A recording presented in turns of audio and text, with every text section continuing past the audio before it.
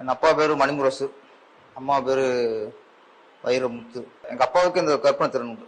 அவருக்கு ரொம்ப கவிதை எழுதுவாரு, கதை எழுதுவாரு. நிறைய பட்டிமன்றம், கவியரங்கம், இந்த மாதிரி ஊரில் பல எல்லா நிகழ்ச்சியிலையும் கலந்து பேச ஒரு பெரு பேச்சாளர் அவர்.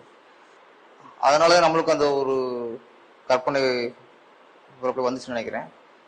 ஆனால் அப்போ என்னன்னா, இந்த மாதிரி இப்போ ரூட்ல போனாலும் நம்ம வாழ்க்கை அவங்களுக்கு பெருசா போகலை. அதனால நான் கதை எழுதுறது, கவிதை எழுதுறதுலாம் அவருக்கு பிடிக்காது.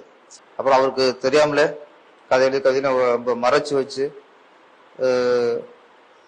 அவருக்கு இந்த கதை எழுதுற கற்பனையோட அதை எப்படி ஒழிச்சு வைக்கிறது அப்படிங்கிற ரொம்ப சிந்தனை அதிகமாக இருச்சப்பலாம். இப்படிலாம் வந்து ஒரு காலகட்டத்தில் அவரே புரிஞ்சுட்டாரு. சரி, ஏன்னா அப்புறம் நான் கவிதை சொல்லிட்டேன், ஊர்ல நாடகம் போட்டேன்.